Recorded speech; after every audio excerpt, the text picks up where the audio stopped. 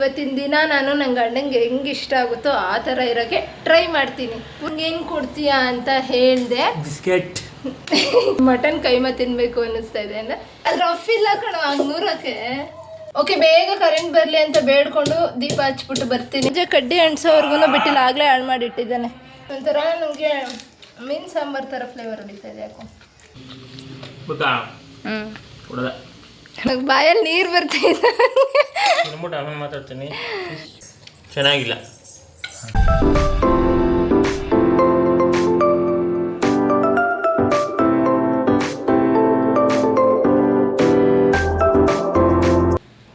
Hi ಎಲ್ರಿಗೂ ನಮಸ್ಕಾರ. This is Sushmita ಕೀರ್ತಿ ಪ್ರಸಾದ್. ಇವತ್ತು ನಾನು ನೀವು ಟೈಟಲ್ ನೋಡ್ದಂಗೆ ಡೇ ಇನ್ ಮೈ ಲೈಫ್ ಮಾಡ್ತಾಯಿದ್ದೀನಿ. ಇದು ಮಾಮೂಲಿ ಡೇ ಇನ್ ಮೈ ಲೈಫ್ ಅಲ್ಲ. ಇವತ್ತಿನ ದಿನ ನಾನು ನನ್ನ ಗಂಡಂಗೆ ಹೆಂಗೆ ಇಷ್ಟ ಆಗುತ್ತೋ ಆ ಥರ ಇರೋಕ್ಕೆ ಟ್ರೈ ಮಾಡ್ತೀನಿ. ಪೂರ್ತಿ ಇರೋಕ್ಕಾಗುತ್ತೋ ಇಲ್ಲೋ ಗೊತ್ತಿಲ್ಲ, ಟ್ರೈ ಮಾಡ್ತೀನಿ.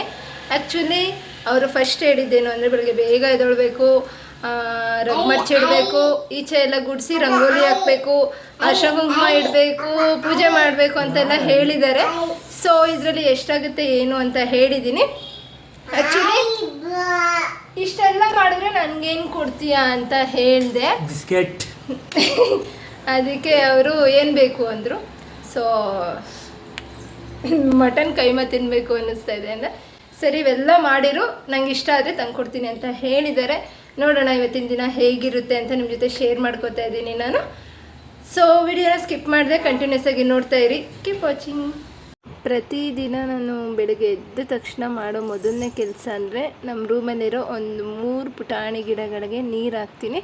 ಮೊದಲೆಲ್ಲ ನಾನು ಬುಡಕ್ಕೆ ಡೈಲಿ ನೀರು ಹಾಕ್ತಿದ್ದೆ ವಾಟರ್ ಕ್ಯಾನಲ್ಲಿ. ಬಟ್ ನಮ್ಮ ಯಜಮಾನ್ರು ಕೊಳ್ತೋಗುತ್ತೆ ಆ ಥರ ಡೈಲಿ ಹಾಕ್ಬಾರ್ದು, ವಾರಕ್ಕೊಂದ್ಸಲ ಹಾಕು ಅಂದರು. ಬಟ್ ನಾನು ವಾರಕ್ಕೊಂದ್ಸಲ ತುಂಬ ಲೇಟ್ ಆಗೋಗುತ್ತೆ ಅಂತ ಹೇಳಿ ದಿನ ಬಿಟ್ಟು ದಿನ ಹಾಕೋಣ ಅಂತ ಹೇಳಿ ಡೈಲಿ ಈ ಥರ ಸ್ಪ್ರೇ ಮಾಡ್ತಾ ಬರ್ತೀನಿ. ಇಷ್ಟು ದಿನ ನನ್ನ ಮಗನ ಕೈಯಲ್ಲೇ ಹಾಕಿಸ್ತಿದ್ದೆ ನಾನು. ಬಟ್ ಅವನು ಎದ್ದ ತಕ್ಷಣ ಕಕ್ಕ ಮಾಡ್ತಾ ಇದ್ದಾನೆ. ಸೊ ಹಾಗಾಗಿ ಇವತ್ತು ನಾನೇ ನೀರನ್ನ ಹಾಕ್ತಾಯಿದ್ದೀನಿ. ಆ್ಯಕ್ಚುಲಿ ಇನ್ನೂ 1-2-3 ಗಿಡ ತರೋದಿದೆ. ಸೊ ಅದನ್ನು ತಂದು ಇನ್ನೂ ನೀಟಾಗಿ ಆರ್ಗನೈಸ್ ಮಾಡಬೇಕು. ಈ ಕಡೆ ಪಕ್ಕದಲ್ಲಿ ನಮ್ಮ ಟೇಬಲ್ಲು ಯಾವಾಗಲೂ ಮೆಸ್ ಆಗಿರುತ್ತೆ. ಕಾರಣ ಅಂದರೆ ನೈಟು ಮಲ್ಗೋಕ್ಕೆ ಮುಂಚೆ ಪಾಪುಗೆ ಹಾಲು ಕೊಟ್ಟಿರ್ತೀವಿ. ಸೊ ಆ ಬಾಟಲು ಮತ್ತು ನಮ್ಮ ನೀರು ಬಾಟ್ಲು ಮತ್ತು ನಮ್ಮ ಯಜಮಾನ್ರೂ ಹಾಲು ಕುಡ್ದಿರ್ತಾರೆ. ಆ ಲೋಟ ಎಲ್ಲ ಪ್ರತಿಯೊಂದು ಅಲ್ಲೇ ಇರುತ್ತೆ. ಎದ್ದ ತಕ್ಷಣ ರಗ್ ಮಡ್ಚು ಅಂತ ಯಾವಾಗಲೂ ನಮ್ಮ ಯಜಮಾನ್ರು ನನಗೆ ಬೈತಾನೆ ಇರ್ತಾರೆ. ಸೊ ನೀನೇ ಮಡ್ಚಿದ್ರೆ ಏನಾಗುತ್ತೆ ಅಂತ ನಾನು ಅವ್ರಿಗೆ ಹೇಳ್ತೀನಿ.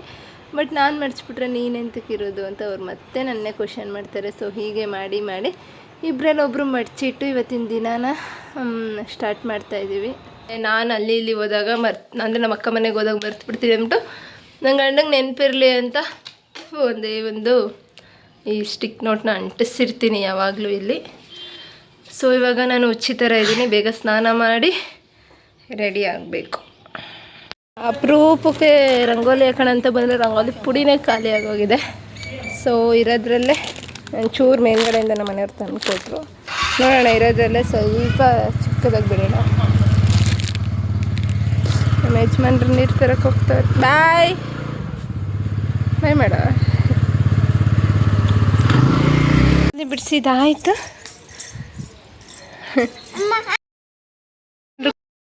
ಹೆಂಗಿದೆಪ್ಪ ಹೇಳುಪ್ಪ. ಅವ್ನು ವಿಡಿಯೋ ಮಾಡ್ಬೇಕಂತ ನಾನು ರಂಗೋಲಿ ಬಿಡಿಸಿದ್ರೆ ಎತ್ಕೊಂಡು ವಿಡಿಯೋ ಮಾಡ್ತಾವನೆ. ಹೇಳಪ್ಪ ಹೆಂಗಿದೆ? ನಿಜ ಚೆನ್ನಾಗಿ ಬಂದಿದೆ. ಸರಿ ಬಾ, ಬೇಗ ಸ್ನಾನ ಮಾಡೋಣ.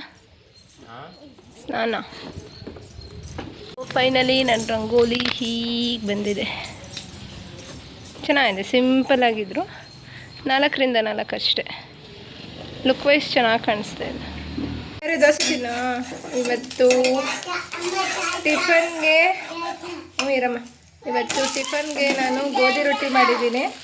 ನೈಟದು ಬೇಳೆ ಸಾಂಬಾರಿತ್ತು. ಸೊ ಹಾಗಾಗಿ ಬೆಳಗ್ಗೆ ಅನ್ನ ಬೇಡ ಅಂತ ಹೇಳಿ ಗೋಧಿ ದೋಸೆ ಮಾಡ್ಕೊತಾ ಇದ್ದೀವಿ. ಆಲ್ರೆಡಿ ನಮ್ಮ ಯಜಮಾನ್ರು ಒಂದು ರೌಂಡ್ ಬ್ಯಾಟಿಂಗ್ ಮುಗಿಸಿದ್ರು. ಹೆಂಗಿದೆ?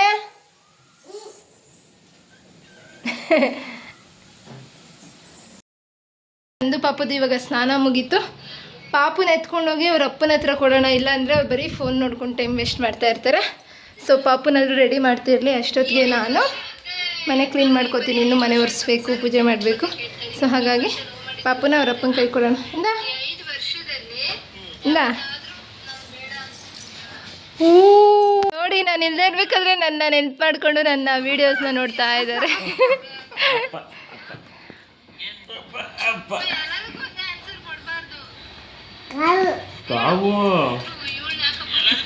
ಸ್ನಾನ ಎಲ್ಲ ಮುಗೀತಲ್ಲ, ನಾನು ನಿನ್ನ ಮನೆ ಕ್ಲೀನ್ ಮಾಡಿ ಪೂಜೆ ಮಾಡೋ ಅಷ್ಟರಲ್ಲಿ ಬಟ್ಟೆ ಆದರೂ ವಾಶ್ ಆಗಲಿ, ಅಷ್ಟೊತ್ತಿಗೆ ಮಿಷಿನ್ಗೆ ಬಟ್ಟೆ ಆದರೂ ಹಾಕೋಣ ಅಂತ ಹಾಕ್ತಾ ಇದ್ದೀನಿ. ಹಿಂಗೆ ಒಂದು ಕೆಲಸದ ಮಧ್ಯೆ ಒಂದು ಕೆಲಸ ಆಗೋದ್ರೆ ಎರಡೆರಡು ಕೆಲಸ ಒಟ್ಟಿಗೆ ಆಗುತ್ತಲ್ಲ, ಸೊ ಹಾಗಾಗಿ ಓಕೆ. ಬೆಳಿಗ್ಗೆ ಎಲ್ಲ ಟಿಫನ್ ಮಾಡಿದ್ವಿ, ಬಟ್ ಪಾಪುಗೆ ಸರಿಯಾಗಿ ತಿನ್ಸೋಕ್ಕಾಗಿರಲಿಲ್ಲ, ಅವನು ಬರೀ ರೊಟ್ಟಿನೇ ತಿನ್ಕೊಂಡಿದ್ದ. ಸೊ ಇವಾಗ ನಾನು ಪೂಜೆ ಮನೆ ಕೆಲಸ ಅಂತ ಹೇಳಿದ್ರೆ ಅವ್ನಿಗೆ ಸರಿಯಾಗಿ ತಿನ್ಸೋಕ್ಕಾಗಲ್ಲ. ಅದಕ್ಕೆ ಏನು ಮಾಡ್ತೀನಿ ಅಂದರೆ ಫಸ್ಟು ಅವನಿಗೆ ಟಿಫನ್ಗೆ ಇಟ್ಟಿದ್ದೀನಿ, ಸಿಂಪಲ್ಲಾಗಿ ಸರ್ಲಕ್ ಥರ ಮಾಡಿಟ್ಕೊಂಡಿದ್ದೀನಲ್ಲ ಪೌಡರು, ಅದರದ್ದೇ ಮಾಡ್ತಾ ಇದ್ದೀನಿ. ಸೊ ಅದು ಬೇಯೋ ಅಷ್ಟರಲ್ಲಿ ಮಾಮೂಲಿ ಕಸ ಗುಡಿಸ್ಕೊಂಡು ಮನೆ ಒರೆಸ್ಕೊಬಿಡೋಣ ಅಂತ ಅಂದ್ಕೊಂಡಿದ್ದೀನಿ. ಸೊ ಬನ್ನಿ ಪಾಪು ಪಾಪು ಅವರಪ್ಪ ಗಾಡೀಲಿ ಹೋಗ್ತಿದ್ರೆ ಸೌಂಡಲ್ಲೇ ಕಂಡುಹಿಡಿತವನೆ. ಒಲ್ಲಿ ಹೋತಮ್ಮ ಬೈಯಿಂದ ಕೈ ತೆಗಿ. ಓಕೆ, ಇವಾಗ ಪಾಪುಗೆ ಊಟ ಎಲ್ಲ ರೆಡಿ ಆಯಿತು. ಸೊ ಇವಾಗ ಅವನ್ನ ಒಂದೇ ಕಡೆ ಕೂರಿಸಿ ತಿನ್ನಿಸಿ ಅಭ್ಯಾಸ ನನಗೆ. ಬಟ್ ಇವತ್ತೇನು ಅಂದರೆ ಸ್ವಲ್ಪ ವೆದರ್ ಎಲ್ಲ ಈಚೆ ಚೆನ್ನಾಗಿತ್ತು. ಇಷ್ಟು ದಿನ ಬಿಸಿಲು ಅಂದ್ಬಿಟ್ಟು ಅವ್ನಿಗೆ ಈಚೆ ತಿನ್ನಿಸ್ತಾ ಇರಲಿಲ್ಲ. ಇವತ್ತು ಸ್ವಲ್ಪ ಬಿಸಿಲು ಕಮ್ಮಿ ಇದ್ದಿದ್ದರಿಂದ ಅವರಪ್ಪ ಕೂಡ ಹೊರಗಡೆ ಹೋಗಿದ್ರಲ್ಲ, ಸೊ ಹಾಗಾಗಿ ಅವನಿಗೆ ಆಟ ಆಡಿಸ್ಕೊಂಡೆ ತಿನ್ಸೋಣ, ಹೇಗಿದ್ರು ಟೈಮ್ ಇತ್ತಂತ ಹೇಳಿ ಆಟ ಆಡಿಸ್ಕೊಂಡು ತಿನ್ನಿಸ್ತಾ ಇದ್ದೀನಿ. ಅವ್ನಿಗೆ ಊಟ ಮುಗಿಸೋ ಅಷ್ಟರಲ್ಲಿ ನಂದೊಂದು ಕೆಲವೊಂದು ಎಕ್ಸ್ಪೀರಿಯೆನ್ಸ್ನ ನಿಮ್ಮ ಜೊತೆ ಶೇರ್ ಮಾಡ್ಕೊಳ್ಳೋಣ ಅಂತ ಅಂದ್ಕೊಂಡಿದ್ದೀನಿ. ಸೊ ಏನಪ್ಪ ಅಂದರೆ ಆ್ಯಕ್ಚುಲಿ ಇವತ್ತು ಡೇ ಇನ್ ಮೈ ಲೈಫ್ ವಿಡಿಯೋನೇ ಆಗಿರ್ಬೋದು, ಬಟ್ ನಮ್ಮ ಯಜಮಾನ್ರು ಇಷ್ಟಪಟ್ಟಂಗೆ ಅವ್ರಿಗೆ ಇಷ್ಟ ಆಗಂಗಿರೋಕ್ಕೆ ಟ್ರೈ ಮಾಡ್ತಾ ಇದ್ದೀನಿ. ಸೊ ಹೆಣ್ಮಕ್ಳ ಲೈಫೇ ಇಷ್ಟು ಅನಿಸುತ್ತೆ. ಏಕೆಂದರೆ ಇದು ಕೆಲವೊಬ್ರಿಗೆ ಎಕ್ಸ್ಪೀರಿಯೆನ್ಸ್ ಆಗಿರ್ಬೋದು ಕೂಡ. ಈ ಲೈಫು, ಈ ಜೀವನ ನಮ್ಮದೇ ಆಗಿರ್ಬೋದು ಹೆಸ್ರಿಗೆ ಮಾತ್ರ, ಬಟ್ ನಾವು ಜೀವನ ಮಾಡೋದು, ನಾವು ದಿನ ಜೀವಿಸೋದು ಬರೀ ನಮ್ಮ ಗಂಡನಿಗೋಸ್ಕರ, ಮಕ್ಳಿಗೋಸ್ಕರ, ಅಕ್ಕಪಕ್ಕದವ್ರಿಗೋಸ್ಕರ, ಅವ್ರೇನು ಅನ್ಕೊಬಿಡ್ತಾರೋ ಇವ್ರೇನು ಅನ್ಕೊಬಿಡ್ತಾರೋ ಅನ್ನೋದ್ರಲ್ಲೇ ಜೀವನ ಕಳೆದು ಬಿಡ್ತೀವಿ. ನಾನು ಹೇಳೋದೇನೆಂದರೆ ನಮಗೋಸ್ಕರ ನಾವು ಬದುಕಬೇಕು ನಿಜ, ಬಟ್ ಆಗಲಿಲ್ಲ ಅಂದರೆ ಇನ್ನೇನು ಮಾಡೋಕ್ಕಾಗುತ್ತೆ. ಅಟ್ಲೀಸ್ಟ್ ನಮ್ಮ ಗಂಡನಿಗೋಸ್ಕರನೋ ಇಲ್ಲ ಮಕ್ಳಿಗೋಸ್ಕರನೋ ಬದುಕೋಕ್ಕೆ ಟ್ರೈ ಮಾಡಬೇಕಷ್ಟೆ. ಆ್ಯಕ್ಚುಲಿ ಡೈಲಿ ಈ ಥರ ಎಲ್ಲ ಕೆಲಸ ಮಾಡೋಕ್ಕಾಗಲಿ, ಈ ಥರ ಎಲ್ಲ ನನಗೆ ಅವಕಾಶ ಸಿಗಲ್ಲ. ಯಾಕೆಂದರೆ ನಮ್ಮ ಅತ್ತೆ ಇರ್ತಾರಲ್ಲ, ಸೊ ನಾನು ಎದ್ದೇಳೋ ಅಷ್ಟರಲ್ಲಿ ಎಲ್ಲ ಮಾಡಿ ಮುಗಿಸ್ಬಿಟ್ಟಿರ್ತಾರೆ. ಸೊ ಇವತ್ತು ಅವ್ರ ಊರಿಗೆ ಹೋಗಿರೋದ್ರಿಂದ ನನಗೆ ಇದೊಂದೊಳ್ಳೆ ಟೈಮ್ ಅಂತಲೇ ಹೇಳ್ಬೋದು. ಯಾಕೆಂದರೆ ನಾಳೆಯಿಂದ ನಮ್ಮ ಯಜಮಾನ್ರು ಮತ್ತೆ ಡ್ಯೂಟಿಗೆ ಹೋಗೋದ್ರಿಂದ ನನಗೆ ಈ ಅವಕಾಶ ಮತ್ತೆ ಸಿಗಲ್ಲ. ಸೊ ಹಾಗಾಗಿ ಅವ್ರು ಹೇಳ್ದಂಗೆ, ಅವ್ರು ಇಷ್ಟಪಟ್ಟಂಗೆ ಇವತ್ತು ಬೇಗ ಎದ್ದು ರಂಗೋಲಿ ಹಾಕಿ ಸ್ನಾನ ಮಾಡಿ ಪೂಜೆ ಮಾಡಿ ಮಾಡೋಣ ಅಂತ ಅಂದ್ಕೊಂಡೆ. ಬಟ್ ಬೇಗ ಎದ್ದೇಳೋಕ್ಕಂತೂ ಆಗಿಲ್ಲ. ಯಾಕೆಂದರೆ ಮಾಮೂಲಿ ಮಲಗೋದೇ ಲೇಟು, ಎಡಿಟಿಂಗ್ ಕೆಲಸ ಅದು ಇದು ಅಂದ್ಕೊಂಡು, ಮತ್ತು ಮಧ್ಯದಲ್ಲಿ ಪಾಪು ಕೂಡ ಮತ್ತೆ ಹಾಲು ಕುಡಿಯೋಕ್ಕೆ ಎದ್ದೇಳ್ತಾನೆ. ಸೊ ಆವಾಗ ಮತ್ತೆ ನಿದ್ದೆ ಡ್ರಾಪ್ ಆಗಿ ಮತ್ತೆ ನಾನು ನಿದ್ದೆ ಮಾಡಿ ಮಾರ್ನಿಂಗ್ ಎದ್ದೇಳೋ ಅಷ್ಟರಲ್ಲಿ ಮಿನಿಮಮ್ ಅಂದರೂ 7:30 8 ಗಂಟೆ ಆಗಿರುತ್ತೆ. ಸೊ ಮಾಮೂಲಿ ಅದಾದಮೇಲೆ ನಾಷ್ಟ ಗೀಷ್ಟ ಅಂತೆಲ್ಲ ಓಡ್ತೀನಿ ನಾನು. ಅಷ್ಟರಲ್ಲಿ ನಮ್ಮ ಅತ್ತೆ ಎಲ್ಲ ಕೆಲಸ ಮುಗಿಸ್ಬಿಟ್ಟಿರ್ತಾರೆ. ಸೊ ಇವತ್ತು ಅವ್ರು ಇಲ್ಲದೇ ಇರೋದ್ರಿಂದ ಪ್ರತಿಯೊಂದನ್ನು ನಾನು, ನಮ್ಮ ಯಜಮಾನ್ರು, ಪಾಪು ಸೇರಿಕೊಂಡು ಸ್ವಲ್ಪ ಸ್ವಲ್ಪ ಡಿವೈಡ್ ಮಾಡಿಕೊಂಡು ಮಾಡ್ತಾ ಇದ್ದೀವಿ. ಹೀಗೆ ಪಾಪು ಜೊತೆ ಆಟ ಆಡಿಕೊಂಡು ಮಾತಾಡಿಕೊಂಡು ಅವನಿಗಂತೂ ಊಟ ಕಂಪ್ಲೀಟಾಗಿ ಮಾಡಿ ಮುಗಿಸ್ದೆ. ಇವಾಗ ದೇವರ ಪೂಜೆ ಮಾಡೋಕ್ಕೆ ಎಲ್ಲ ರೆಡಿ ಮಾಡ್ತಾ ಇದ್ದೀನಿ, ಹೊಸ್ಲು ತೊಳಿತಾ ಇದ್ದೀನಿ. ಆ್ಯಕ್ಚುಲಿ ನನ್ನ ವೀಡಿಯೋಸ್ನ ಆವಾಗಿಂದ ಫಾಲೋ ಮಾಡಿದವ್ರಿಗೆ ಇಲ್ಲ ಡೈರೆಕ್ಟಾಗಿ ನನ್ನ ನೋಡಿದವ್ರಿಗೆ ಗೊತ್ತಿರುತ್ತೆ, ನಾನಿಂಥ ಹುಡುಗಿ ಅಲ್ಲ. ಅಂದರೆ ಹೋಮ್ಲಿ ಗರ್ಲ್ ಅಥವಾ ಸಾಂಪ್ರದಾಯಿಕ ಹೆಣ್ಣು ಮಗಳು ಅಂತಾರಲ್ಲ, ಸೊ ಆ ಥರ ನಾನಲ್ಲ. ಹೇಳಬೇಕು ಅಂದರೆ ತುಂಬ ದೊಡ್ಡ ಸೋಂಬೇರಿ ಅಂದರೆ ನಾನೇ ಇರಬೇಕು. ನಮ್ಮ ಮನೆಯವರು ಈ ವಿಡಿಯೋ ನೋಡ್ತಿದ್ರೆ ಖಂಡಿತವಾಗ್ಲೂ ಹೌದು ಅಂತ ಹೇಳ್ತಾರೆ. ಬಟ್ ಆ್ಯಕ್ಚುಲಿ ನನಗೂ ಈ ಥರ ಕೆಲಸಗಳು ಮಾಡೋಕ್ಕೆ, ಈ ಥರ ಇರೋದಕ್ಕೆ ತುಂಬ ಇಷ್ಟ. ಬಟ್ ಪರಿಸ್ಥಿತಿ ಸರಿ ಇರಲ್ಲ. ಪರಿಸ್ಥಿತಿ ಚೆನ್ನಾಗಿದ್ದಾಗ ನನ್ನ ಆರೋಗ್ಯ ಚೆನ್ನಾಗಿರಲ್ಲ, ನನ್ನ ಆರೋಗ್ಯ ಚೆನ್ನಾಗಿದ್ದಾಗ ಸಿಚುವೇಶನ್ಸ್ ಚೆನ್ನಾಗಿರಲ್ಲ, ನನ್ನ ಮೈಂಡ್ ಸೆಟ್ ಚೆನ್ನಾಗಿದ್ದಾಗ ನನ್ನ ಹೆಲ್ತೇ ಚೆನ್ನಾಗಿರಲ್ಲ. ಈ ಥರ ಆಗ್ತಾನೇ ಇರುತ್ತೆ. ಇದು ಪಾಸಿಟಿವೋ ನೆಗೆಟಿವೋ ನನಗೆ ಗೊತ್ತಿಲ್ಲ. ಬಟ್ ನಾನೇನೇ ಕೆಲಸ ಮಾಡಬೇಕಾದ್ರೂ ನನಗೆ ರಿಸ್ಟ್ರಿಕ್ಷನ್ಸ್ ಇರಬಾರ್ದು, ಇಷ್ಟೇ ಟೈಮ್ಗೆ ಆಗ್ಬಿಡ್ಬೇಕು, ಈಗಲೇ ಆಗ್ಬಿಡ್ಬೇಕು ಅಂತ ಇರಬಾರ್ದು. ಅದೊಂದು ಕೆಟ್ಟ ಅಭ್ಯಾಸ ಇದೆ ನನಗೆ, ಅದನ್ನು ಬಿಡಬೇಕು ಅಂದ್ಕೊಂಡಿದ್ದೀನಿ. ಬಟ್ ಆಗ್ತಾ ಇಲ್ಲ. ನೋಡೋಣ ಮುಂದಿನ ದಿನಗಳಲ್ಲಾದರೂ ಪ್ರಯತ್ನ ಪಡ್ತೀನಿ ಹೀಗೆ ಇರಬೇಕು ಅಂತ. ಆಗಲೇ ಹೇಳ್ದಂಗೆ ನಾನು ಈ ಜೀವನ, ಈ ಲೈಫು ನಮ್ದಾಗಿರ್ಬೋದು, ಬಟ್ ಪ್ರತಿದಿನ ಕೂಡ ನಮ್ದಾಗಿರಲ್ಲ, ನಾವು ಅಂದ್ಕೊಂಡಂಗಿರಲ್ಲ. ಸೊ ಹಾಗಾಗಿ ಒಂದು ದಿನನಾದರೂ, ಅಟ್ಲೀಸ್ಟ್ ನಮ್ಮ ಕೈಯಲ್ಲಿ ಆಗಿರೋ ಒಂದು ದಿನನಾದರೂ ಅದನ್ನು ನಮ್ದಾಗಿಸ್ಕೊಳ್ಳೋಕ್ಕೆ ಟ್ರೈ ಮಾಡೋಣ ಅಂತ ಅಂದ್ಕೊಂಡು ಇವತ್ತಿನ ಕೆಲಸಗಳೆಲ್ಲ ಸರಾಗವಾಗಿ ಕಷ್ಟ ಅಂತೂ ಪಟ್ಟಿಲ್ಲ. ಬಟ್ ಹಂಗೆ ಹಿಂಗೆ ಮಾತಾಡಿಕೊಂಡು ಪ್ರೀತಿಯಿಂದನೇ ಇವತ್ತಿನ ದಿನನ ಕಳಿಯೋಣ ಅಂತ ಬೆಳಗ್ಗೆ ಎದ್ದ ತಕ್ಷಣ ನಾನು ನನ್ನ ಗಂಡ ಶಬ್ದ ಮಾಡ್ಕೊಂಬಿಟ್ಟಿದ್ವಿ. ಏನೇ ಆದರೂ ಇವತ್ತಿನ ದಿನನ ಸ್ವಲ್ಪ ಚೆನ್ನಾಗಿ ಸ್ಪೆಂಡ್ ಮಾಡಬೇಕು ಅಂತ. ಸೊ ಹಾಗಾಗಿ ಅವ್ರಿಗೆ ಇಷ್ಟ ಆಗೋ ಥರ ನಾನು ಮಾಡಿ, ನನಗೇನು ಇಷ್ಟನೋ ಅದನ್ನು ಅವ್ರು ತಂದುಕೊಟ್ಟು ಮಾಡೋ ಥರ ಇಬ್ಬರು ಮಾತಾಡಿಕೊಂಡು ಇವತ್ತಿನ ದಿನನ ತುಂಬ ಅಂದರೆ ತುಂಬಾ ಚೆನ್ನಾಗಿ ಪ್ರೀತಿಯಿಂದ ಕಳೆದಿದ್ದೀವಿ. ಸೊ ಅವ್ರಿಗೂ ಹೇಳ್ಬಿಟ್ಟಿದ್ದೆ ಫೋನ್ ಜಾಸ್ತಿ ಯೂಸ್ ಮಾಡಬಾರ್ದು ಇವತ್ತು ನೀನು ಅಂತ. ಅವರು ಓಕೆ ಅಂತ ಹೇಳಿ ಇವತ್ತಿನ ದಿನನ ಖುಷಿಯಾಗಿ ಜೀವಿಸ್ತಾ ಇದ್ದೀವಿ. ಇದೇ ಅನಿಸುತ್ತೆ ಲೈಫ್ ಅಂದರೆ ನನಗೆ ಅನಿಸಿರೋ ಪ್ರಕಾರ. ಏನು ಅಂದರೆ ನಮಗೋಸ್ಕರ ಬದುಕೋಕ್ಕಾಗಿಲ್ಲ ಅಂದರೂ ಕೂಡ ನಮ್ಮವ್ರಿಗೋಸ್ಕರನಾದರೂ ಬದುಕೋಣ. ಅವ್ರಿಗೋಸ್ಕರ ನಾವು, ನಮಗೋಸ್ಕರ ಅವರು ಇರೋದೇ ನಿಜವಾದ ಲೈಫು, ನಿಜವಾದ ಪ್ರೀತಿ ಅಂತ ನನಗನ್ನಿಸ್ತಿದೆ. ಸೊ ಇದರಲ್ಲಿ ಯಾವ್ದು ಸರಿನೋ ಯಾವ್ದು ತಪ್ಪೋ ಗೊತ್ತಿಲ್ಲ. ನನಗೇನು ಅನ್ನಿಸ್ತಿದೆ, ನನಗೇನು ಎಕ್ಸ್ಪೀರಿಯೆನ್ಸ್ ಆಗಿದೆ ಅದನ್ನು ನಾನು ನಿಮ್ಮ ಜೊತೆ ಶೇರ್ ಮಾಡ್ಕೊಳ್ತಾ ಇದ್ದೀನಿ ಅಷ್ಟೇ. ಸೊ ನೀವೆಲ್ಲ ಹೇಗೆ ಲೈಫ್ನ ಲೀಡ್ ಮಾಡ್ತಿದ್ದೀರಾ, ಅಂದರೆ ನಿಮಗೋಸ್ಕರ ಜೀವನ ಮಾಡ್ತಿದ್ದೀರಾ ಇಲ್ವಾ ನಿಮ್ಮವ್ರಿಗೋಸ್ಕರ ಜೀವನ ಮಾಡ್ತಿದ್ದೀರಾ ಅಂತ ನನಗೆ ಕಮೆಂಟ್ ಮಾಡಿ ತಿಳಿಸಿ. ಅಂತೂ ಇಂದು ಇವತ್ತಿನ ದಿನನ ಖುಷಿಯಾಗಿ ಮಧ್ಯಾಹ್ನದವರೆಗೂ ಕಳೆದಿದ್ದೀವಿ. ಇನ್ನೂ ಕರೆಂಟ್ ಬಂದಿಲ್ಲ, ನೋಡೋಣ ಮುಂದೆ ಏನಾಗುತ್ತೆ ಅಂತ. ಆ್ಯಕ್ಚುಲಿ ತುಂಬ ಹೊತ್ತಾಯಿತು ಕರೆಂಟ್ ಹೋಗಿ. ಮಟನ್ ಕೂಡ ತಂದಿಟ್ಟಿದ್ದಾರೆ.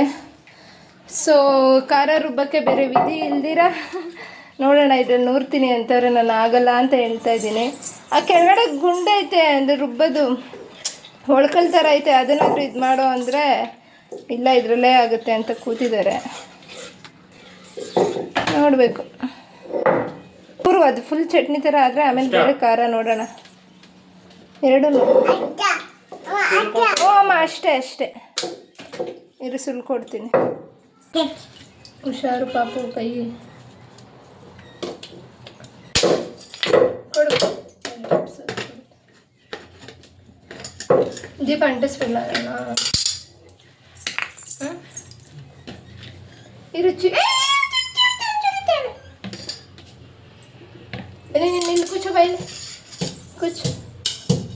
ಹಂಗೆ ಮಾಡ್ತೀವಿ, ಪೀಸ್ ಮಾಡೋದು ಕ್ಲೀನಾಗಿ ತೊಳ್ದಕ್ಕಲ್ಲ.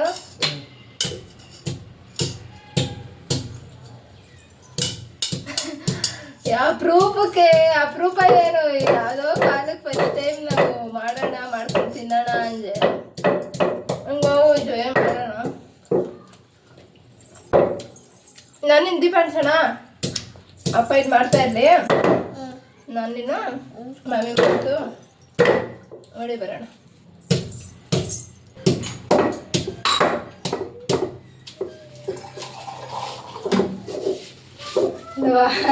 ಹಂಗಾಗಲ್ಲ ಬಿಡುಪ,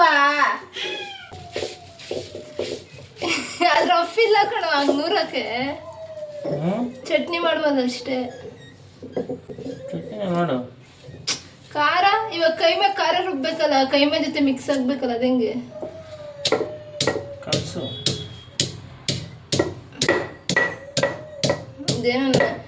ಅದೇನೋ ಅಂತಾರಲ್ಲ, ದೇವ್ರು ವರ ಕೊಟ್ಟರು ಪೂಜಾರಿ ವರ ಕೊಟ್ಟಿಲ್ಲ ಅಂತ. ನನ್ನ ಗಂಡ ಅಪರೂಪಕ್ಕೆ ನನ್ನ ಆಸೆ ನೆರವೇರಿಸ್ತಾ ಇದ್ರು, ನೋಡಿದ್ರೆ ಕರೆಂಟೇ ಇಲ್ಲ. ಏನು ಮಾಡೋಣ? ಓಕೆ, ಬೇಗ ಕರೆಂಟ್ ಬರಲಿ ಅಂತ ಬೇಡ್ಕೊಂಡು ದೀಪ ಹಚ್ಬಿಟ್ಟು ಬರ್ತೀನಿ. ನೋಡೋಣ ಅಷ್ಟೊತ್ತಿಗೆ ಕರೆಂಟ್ ಬರುತ್ತೆ ಇಲ್ವಾ. ಬಂದಿಲ್ಲ ಅಂದರೆ ಅಲ್ಲಿ ಯಾರನ್ನ ನಿಮ್ಮ ರಿಲೇಷನ್ಸ್ ಇರ್ತಾರಲ್ಲ ಆ ಕಡೆ ಹೋಗ್ರು ಬಿಟ್ಕೊಂಡ್ಬಿಡು, ಸರಿನಾ?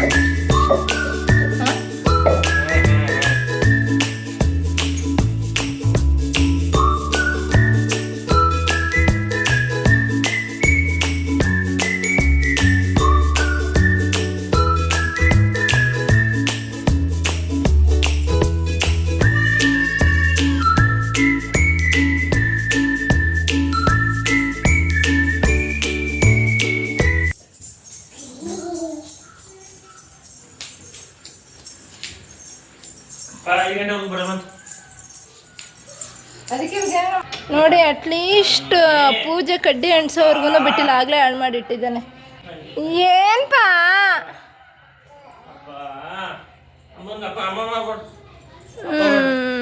ಅಪ್ಪ ಅಪ್ಪ ನಿನಗೆ ಅಪ್ಪ ನಂಗೆ ನಂಗೆ ಅವ್ರಿಗೆ ಅಲ್ಲಿ ಅಲ್ಲಿ ಅಲ್ಲಿ ಮಾಡ್ಬಿಡು, ಅವ್ರಿಗೆ ಮಾಡ್ಬಿಡು. ಅಪ್ಪ ಸಿಕ್ಬಿಡ್ತೆ ಎಲ್ಲ ಆಶೀರ್ವಾದ. ಕರೆಂಟು ಬರಲೇ ಇಲ್ಲ, 5 ಗಂಟೆ ಆಗುತ್ತೆ ಅಂದ್ರಂತೆ. ಸೊ ಹಾಗಾಗಿ ಅಷ್ಟು ಸಿಂಪಲಾಗಿ ಸುಮ್ಮನೆ ಚಿಕನ್ ಮಾಡ್ತೀವಲ್ಲ, ಈರುಳ್ಳಿ ಟೊಮೆಟೊ ಹಾಕ್ಬಿಟ್ಟು ಆ ಥರ ಇವಾಗ ಸದ್ಯಕ್ಕೆ ಮಧ್ಯಾಹ್ನಕ್ಕೆ ಆಗಲಿ ಅಂತ ಮಾಡ್ಕೊಂಡಿದ್ದೀವಿ. ಒಂಥರ ಬೇಜಾರಾಗ್ತಿದೆ, ಬಟ್ ನೋಡೋಣ ಸಂಜೆ ಆದರೂ ಕರೆಂಟ್ ಬರುತ್ತಲ್ಲ ಹಾಕೊಂಡು ತಿನ್ನೋಣ. ಇವಾಗ ಊಟ ಮುಗಿಸೋಣ. ಆಲ್ರೆಡಿ 2 ಗಂಟೆ ಆಗೋಗಿದೆ. 2 ಗಂಟೆನಾ? 2 ಗಂಟೆ ಆಗೋಗಿದೆ. ನೋಡೋಣ ಸಂಜೆ ಆದರೂ ಮಾಡಿಕೊಂಡು ತಿಂದರೆ ಆಯಿತು ಅಂತ ಹೇಳಿ ಇವಾಗ ಸಿಂಪಲ್ಲಾಗಿ ಇದು ಮಾಡ್ಕೊಂಡಿದ್ದೀನಿ. ನೀವು ಬೇಗ ಬೇಗ ಊಟ ಮುಗಿಸ್ಕೊಡಿ.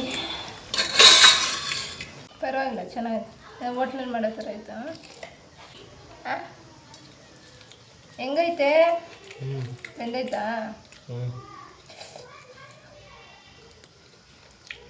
ಒಂಥರ ನನಗೆ ಮೀನು ಸಾಂಬಾರು ಥರ ಫ್ಲೇವರ್ ಹೊಡಿತಾ ಇದೆ ಯಾಕೋ. ಯಾಕ ಇನ್ನೂ ಬೇಯಬೇಕಿತ್ತಪ್ಪ.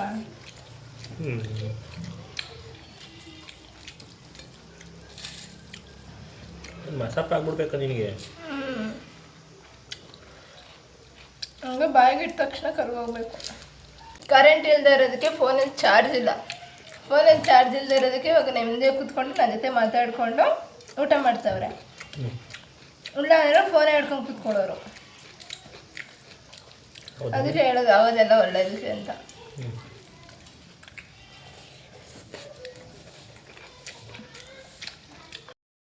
ಓಕೆ, ಊಟ ಆದಮೇಲೆ ಒಂದು ರೌಂಡ್ ಮಲ್ಗೋಣ ಅಂತ ಮಲ್ಕೊಂಡ್ವಿ. ಹಾಳಾದ ನಿದ್ದೆ ಬರಲೇ ಇಲ್ಲ. ಸೊ ಅಷ್ಟರಲ್ಲಿ ಪಾಪು ಕೂಡ ನಿದ್ದೆ ಮಾಡಿ ಎದ್ದ. ಇವಾಗ 4:15 ಆಗಿದೆ. ಕರೆಂಟ್ ಕೂಡ ಬಂದಿದೆ. ಚೆಮ್ ಚೆಮ್ ಚೆಮ್ ಕರೆಂಟ್ ಕೂಡ ಬಂದಿದೆ. ಬಟ್ಟೆ ಎಲ್ಲ ವಾಶ್ ಆಗಿದೆ ಅನಿಸುತ್ತೆ, ನೋಡೋಣ. ಬಟ್ಟೆ ಕೂಡ ವಾಶ್ ಆಗಿದೆ. ಬಟ್ಟೆ ಕೂಡ ವಾಶ್ ಆಗಿದೆ. ಸೊ ಇವಾಗ ಬಟ್ಟೆ ಒಣಗಾಕ್ಬಿಟ್ಟು ನೈಟ್ ಅಡುಗೆಗೆ ರೆಡಿ ಮಾಡ್ಕೊಳ್ಳೋಣ. ನಿದ್ದೆ ಆಯ್ತು ಬಂಗಾರಿ? ಮುಚ್ಚಿಟ್ಕೋತಾವನಾ? ಏನಮ್ಮ ಅದು ಬಂಗಾರಿ? ಕೀ.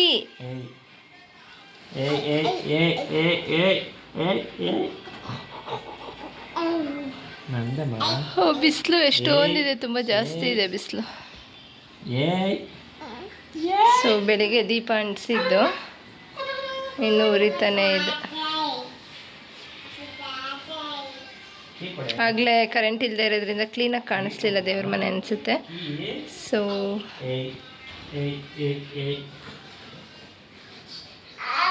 ಸರಿ, ಪಾಪ ನೋಡ್ಕೋತೀವಿ. ಅವ್ನಿಗೆ ತಿನ್ನೋಕೇನ ಮಾಡ್ತೀನಿ. ಹಾಂ ಬಿಡೋ, ನೋಯ್ತು ಹಂಗೆ. ನೋಡ್ಕೋತೀಯಾ? ಅಡುಗೆ ಏನೇನೋ ಮಾಡ್ಕೊಡ್ತೀನಿ. ಹಾಂ ಎಲ್ಲೈತೆ ಪಾಪ? ನಂದು ಪಾಪ. ಅಮ್ಮ ಅಪ್ಪ ನಂದು. ಅಮ್ಮ ಇಲ್ಲಿ ಅಪ್ಪ ನಂದು. ಅಪ್ಪ ನಂದೆ. ಅಪ್ಪ ನಂದು. ನಿಂದಲ್ವಪ್ಪ? ನಂದು ಅಪ್ಪ.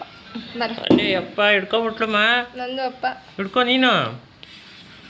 ಇವಾಗ ಎದ್ದವನಲ್ಲ, ಇನ್ನು ಮೆಮೊರಿಗೆ ಹೋಗಿಲ್ಲ. ಅಮ್ಮ ಅಪ್ಪ. ಅಯ್ಯೋ ಅಲ್ಲೈತೆ ಅಂತ ಮುಟ್ಟಕ್ಕೆ ಬಿಡಲ್ಲ ಗೊತ್ತಾ. ಅವ್ರ ಅಪ್ಪನ ಹಿಂಗೆ ಕೈ ಹಿಂಗೆ ಇಟ್ಕೊಂಡ್ರೆ ಸಾಕು ಅಂತ ಇರ್ತೀವಿ. ಅಪ್ಪ ನಂದು.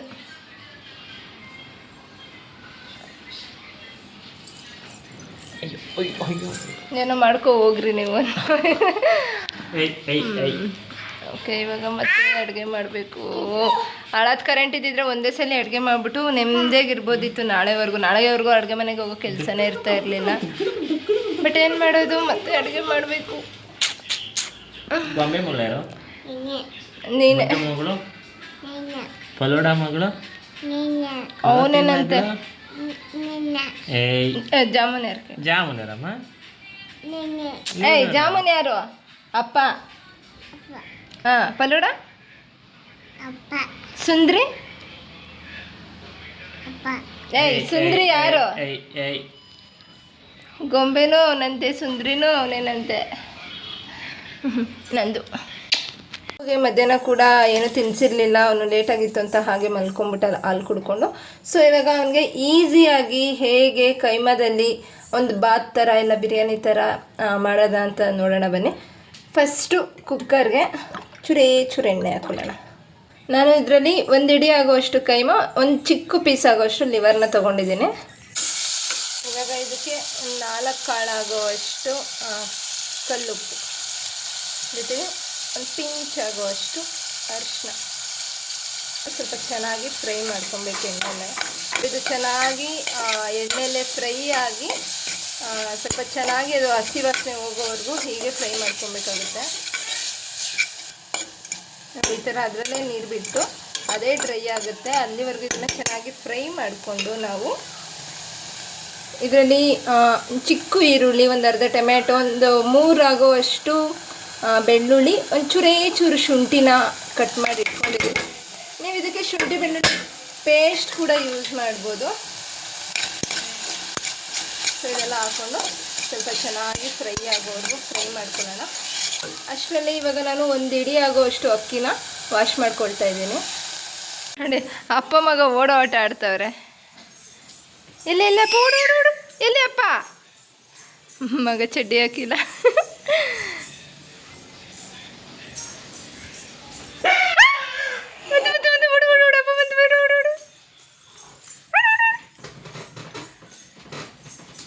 ಹೆಂಗೆ ಜಂಪ್ ಮಾಡಿದ್ದಪ್ಪ? ಹಂಗೆ ಉಪ್ಪ ಬಿಚ್ಚು.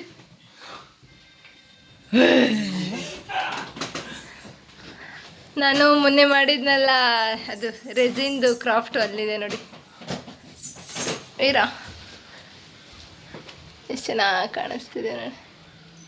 ಚೆನ್ನಾಗಿ ಫ್ರೈ ಆದಮೇಲೆ ಈ ಅಕ್ಕಿ ಏನಿದೆ ಅದು ಹಾಕೋಬೇಕಾಗುತ್ತೆ. ಸ್ವಲ್ಪ ಮಟನ್ ಮಸಾಲ ಹಾಕೋತಾ ಇದ್ದೀನಿ. ಇದಕ್ಕೆ ಯಾವುದೇ ರೀತಿ ಖಾರದ ಪುಡಿ ಅಥವಾ ಮೆಣಸಿನ್ಕಾಯಿ ಯೂಸ್ ಮಾಡಲ್ಲ, ಪಾಪು ಖಾರ ತಿನ್ನಲ್ಲ ಅಂತ. ಸೊ ಲೈಟಾಗಿ ಮಟನ್ ಮಸಾಲ ಹಾಕ್ಕೊಂಡು ಇದನ್ನು ಚೆನ್ನಾಗಿ ಒಂದು 7ರಿಂದ 8 ವಿಷಿಲ್ ಕುಕ್ ಮಾಡ್ಕೋತೀನಿ. ನಮ್ಮದು ಸ್ವಲ್ಪ ನಿಧಾನ ಕುಕ್ಕರ್ ಬೇಯೋದು, ಸೊ ಹಾಗಾಗಿ ಒಂದು 7ರಿಂದ 8 ವಿಷಲ್ನ ಕೂಗಿಸ್ಕೋತೀನಿ. ಓಕೆ, ಬಿರಿಯಾನಿ ಈ ಥರ ಬಂದಿದೆ. ಸೊ ನೋಡ್ಕೊಳ್ಳಿ, ಮಟನ್ ಬೆಂದಿಲ್ಲ ಅಂದರೆ ಇನ್ನೂ 3-4 ಸಲ ಚೆನ್ನಾಗಿ ವಿಷಿಲ್ ಹೊಡಿಸ್ಕೊಂಡು ಮಕ್ಕಳು ತಿನ್ನೋದ್ರಿಂದ ಅವ್ರಿಗೆ ಸ್ಮೂತಾಗಿ ಬೇಯೋವರೆಗೂ ಬೇಯಿಸ್ಕೊಳ್ಳಿ. ಮಟನ್ ಸ್ವಲ್ಪ ಹಾರ್ಡಿತ್ತು ಅಂದರೆ ಅಕ್ಕಿ ಹಾಕೋಕ್ಕೆ ಮುಂಚೆನೇ ಒಂದು 4-5 ವಿಷಲ್ ಕೂಗಿಸ್ಕೊಂಡು ಆಮೇಲೆ ಅಕ್ಕಿ ಹಾಕಿ ಕೂಗಿಸ್ಕೋಬೇಕಾಗುತ್ತೆ. ಇವಾಗ ಇದನ್ನು ಚೆನ್ನಾಗಿ ಸ್ಮ್ಯಾಶ್ ಮಾಡಿ. ಬೇಕಮ್ಮ? ಏನು ಬೇಕು?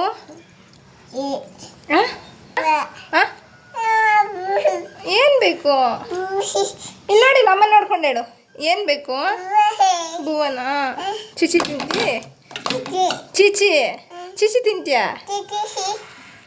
ಸರಿ, ಉಫ್ ಮಾಡಿ ಕೊಡ್ತಾ ಇರು. ಓಕೆ, ಇವಾಗ ಈ ಥರ ರೆಡಿ ನೋಡಿ, ಚೆನ್ನಾಗಿ ಸ್ಮ್ಯಾಶ್ ಆಗಬೇಕು. ಅಲ್ಲಿವರೆಗೂ ಇದನ್ನು ಇವಾಗ ಮಕ್ಕಳಿಗೆ ತಿನ್ನಿಸ್ಬೋದು. ಏನು ಬೇಕಮ್ಮ? ಚಿಚಿ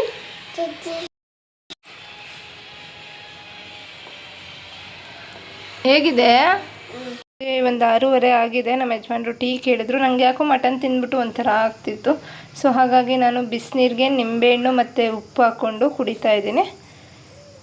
ಆಮೇಲೆ ಮತ್ತೆ ಅಡುಗೆ ಸ್ಟಾರ್ಟ್ ಮಾಡಬೇಕು. ಇದು ಫಸ್ಟ್ ಅವ್ರಿಗೆ ಕೊಟ್ಬಿಟ್ಟು ಬಂದ್ಬಿಡೋಣ. ಅಡುಗೆ ಆಗೋದು ಇನ್ನೂ ಲೇಟು. ಸೊ ಹಾಗಾಗಿ 1-2 ಕೈಮಾ ವಡೆ ತಿನ್ನಲಿ ಅಂದ್ಬಿಟ್ಟು ಕೊಡ್ತಾ ಇದ್ದೀನಿ. ಉಪ್ಪು ಹಾಕಿಲ್ಲ.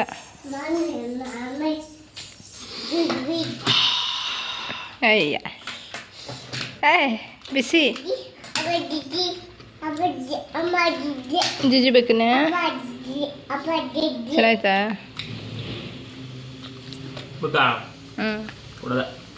ಬಾಯಿ ಮುಚ್ಕೊಂಡು ಕೊಡು.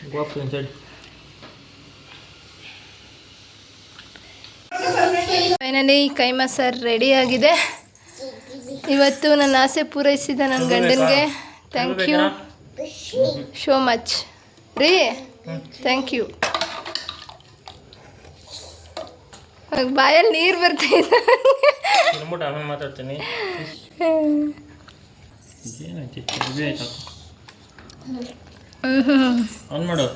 ಸಕ್ಕತ್ತ ಬಂದಿದೆ. ತಿನ್ರಿ. ಏಯ್ ಏಯ್ ಕರೆಕ್ಟಾಗಿ ಹೇಳು. ಚೆನ್ನಾಗಿಲ್ಲ. ಹೌದಾ ನಿಜವಾಗ್ಲೂ? ಮತ್ತೆ ಕರೆಕ್ಟಾಗಿ ಹೇಳ್ಬೇಕು ಅಂತೆ. ಅಂದರೆ ಕೈಮಾ ಬೆಂದಿದೆಯಾ, ಕರೆಕ್ಟಾಗಿದೆಯಾ, ಉಪ್ಪು ಖಾರ ಹುಳಿ ಅದಾ ಗಟ್ಟಿ ಎಲ್ಲ ಚೆನ್ನಾಗಿ ಪರ್ಫೆಕ್ಟ್ ಆಗೈತಾ? ಓಕೆ, ಬೆಳಗ್ಗೆಯಿಂದ ಕಾಯ್ತಿದ್ದಂತಹ ಟೈಮ್ ಬಂತು. ಫೈನಲಿ ಕೈಮಾ ಉಂಡೆ ಸಾರು ಮಾಡಿದ್ದೀನಿ, ತಿಂತಾಯಿದ್ದೀನಿ. ಓಕೆ, ಇವತ್ತಿನ ದಿನ ನಂದು ಹೀಗಿತ್ತು. ಐ ಹೋಪ್ ಈ ವಿಡಿಯೋ ನೀವು ಎಂಜಾಯ್ ಮಾಡಿದ್ದೀರ ಅಂದ್ಕೊಂಡು ಈ ವಿಡಿಯೋನ ಇಲ್ಲಿಗೆ ಎಂಡ್ ಮಾಡ್ತಾಯಿದ್ದೀನಿ. ನೆಮ್ಮದಿಯಾಗಿ ಊಟ ಮಾಡಿ ಮಲ್ಕೋಬೇಕು. ನೀವು ಎಲ್ಲರೂ ಆರೋಗ್ಯವಾಗಿರಿ ಅಂತ ಹೇಳ್ತಾ ಈ ವಿಡಿಯೋನ ಇಲ್ಲಿಗೆ ಎಂಡ್ ಮಾಡ್ತಾಯಿದ್ದೀನಿ. ಲೈಕ್ ಮಾಡಿ, ಕಮೆಂಟ್ ಮಾಡಿ, ಶೇರ್ ಮಾಡಿ, ಸಬ್ಸ್ಕ್ರೈಬ್ ಮಾಡೋದು ಮಾತ್ರ ಮರಿಬೇಡಿ. ನೆಕ್ಸ್ಟ್ ವಿಡಿಯೋದಲ್ಲಿ ಸಿಗ್ತೀನಿ ನಾನು. ಬಾಯ್ ಬಾಯ್.